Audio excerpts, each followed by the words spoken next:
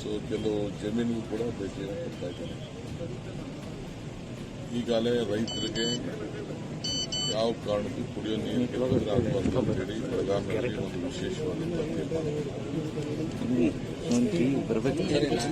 ಆಲ್ಮಟ್ಟಿ ಒಂದು ಬಿಟ್ಟರೆ ಇನ್ನೆಲ್ಲೂ ಕೂಡ ಇನ್ನ ಒಳ್ಳೆ ವಾತಾವರಣ ಬಹಳ ಹೆಚ್ಚಿಗೆ ಆಗ್ತಾ ಇದೆ.